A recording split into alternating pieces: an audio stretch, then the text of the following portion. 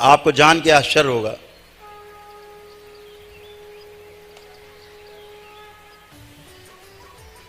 कि तमाम रोग और समस्याएं जो आपको रहती हैं वो आपकी होती नहीं हैं, लेकिन आपका शरीर भोगता रहता है। क्यों भोगता रहता है? पितरों के अपने कर्म भोग हैं और अपने कर्म भोग को भोगने के लिए एक मनुष्य शरीर का होना, हाड़ मांस का शरीर होना बहुत आवश्यक है। तो पितर क्या करते हैं?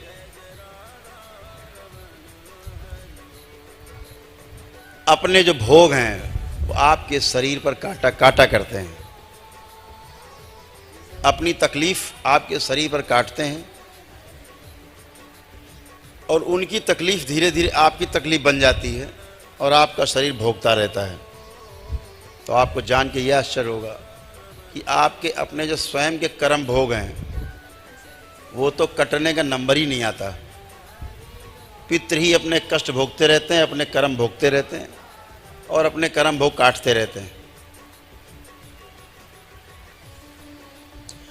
कर्म भोग का किस्सा बहुत सीधा सीधा है।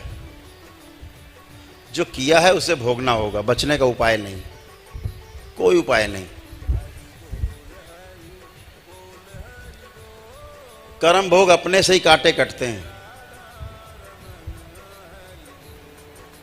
चाहे कष्ट झेल के आप काटें और चाहे अपने तप के बल पर, तप और तपस्या से काटें उसको, अपने ध्यान साधना के बल पर काटें अपने कर्म भोग। दीक्षा लेकर के फिर वो भी क्यों होता है कि आप स्वयं अपने कर्म भोग काटते हैं तप के बल पर। बहुत से लोग कहते हैं, आपने सुना होगा, बहुत रोचक बात है, आपका एक प्रश्न रहता है हमेशा, अक्सर आपने सुना होगा लोग कहते हुए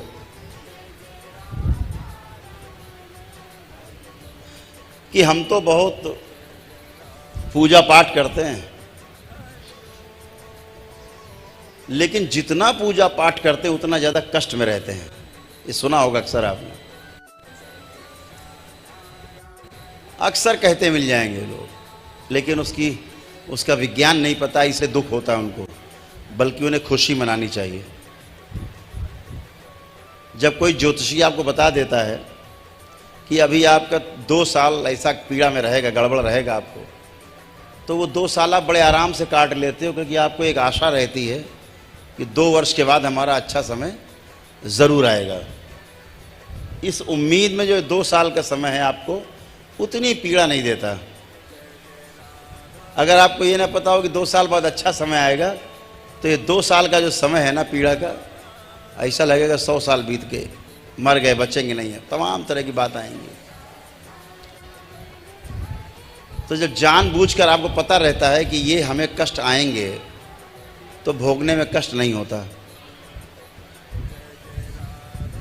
तो क्या होता है, क्या विज्ञान है? ज़्यादा पूजा पाठ करने वाले का कष्ट बढ़ने का जो विज्ञान है, बहुत बड़े पुजारी हैं, बोले बहुत पुजारी हैं बड़े, तो क्या हुआ, तो कष्ट बहुत आ गए।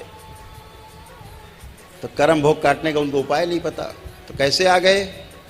ईश्वर कृपा से आ गए वो कष्ट, कि इसी जन्म में आपके सारे कर्म भोग कट जाएं।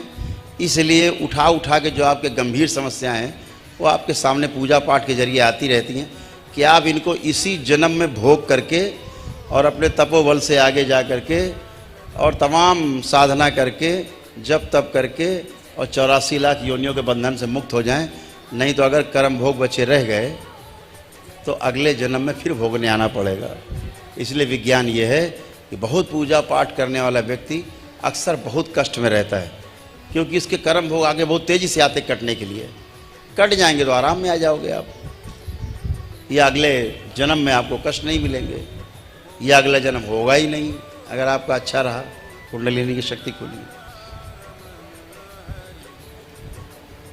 तो दरबार बहुत से प्रयास करता है कि आपकी तमाम समस्याएं जो हैं वो आपसे दूर जाएं, हट जाएं, ख़त्म हो जाएं।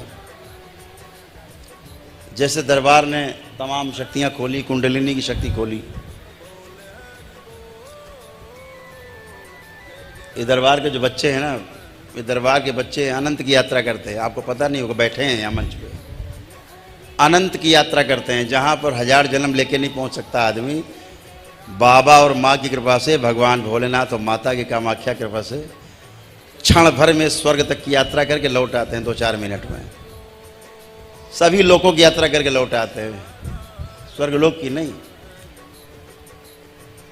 जो बड़े बड़े साधक, बड़े बड़े साधना करने वाले लोग, जो बुद्ध हो गए, बड़े बड़े ऋषि मुनि कहलाए, वो काम है बच्चे दरबार के क्षण भर में निकल जाते हैं सर से ऊपर, और सब घूम घाम के आ जाते हैं 2-4 मिनट में। ये सब बैठे वीडियो बना रहे, भी घूम के आता है खूब ऊपर यात्रा करके। तो साधना की यात्रा है। आपके दरबार की कृपा है कि जब दीक्षा लेते हैं आप, तो ये भी चक्र आपके सारे खुलते हैं और सारे जो है आप यात्रा करते हैं अनंत की। फिर इन लोगों का दूसरे काम में मन नहीं लगता, कहते वही ठीक है, उधर ही जाना है फिर। तो आप अपने तप के बल पर अपने जो कर्म भोग हैं उन्हें आप काट लेते हैं, है? कह रहे जाते फंस भी जाते, वहाँ ऊपर फंस भी जाते, जब बिना अनुमति जाते हैं तो फंस भी जाते। अनंत की यात्रा है, बहुत अद्भुत। तो कर्म भोग कटते हैं अपने ही द्वारा। दरबार तमाम तरह से उपाय करके, कितना कितना बताया जाए आपको।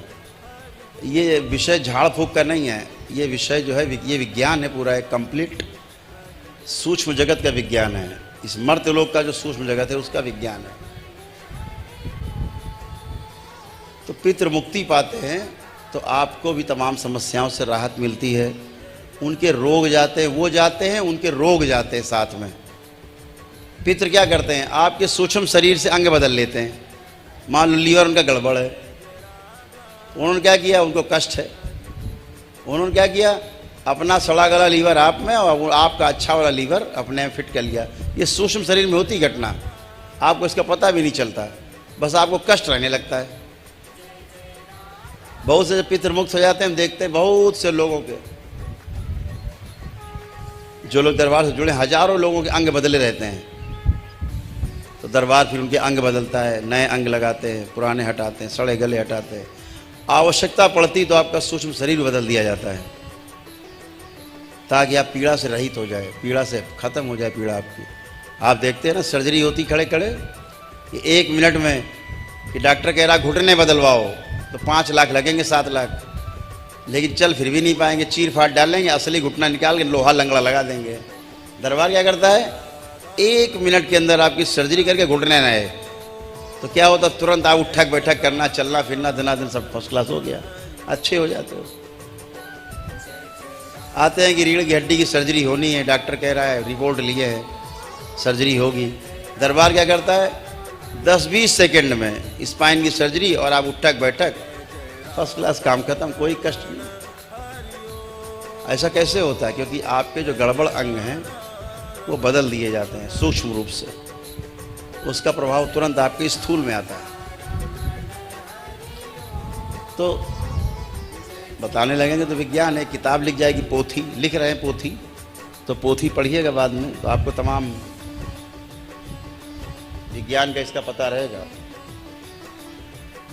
आपको समस्याओं से छुटकारा मिलता, अलग इशू, लेकिन ये भी जानना आवश्यक है कि हमें समस्या क्या थी और हम समस्या से छुटकारा कैसे पाए। ये विज्ञान जानना आज का जो युवा वर्ग है बहुत जानना चाहता है कि ऐसा कैसे होता है।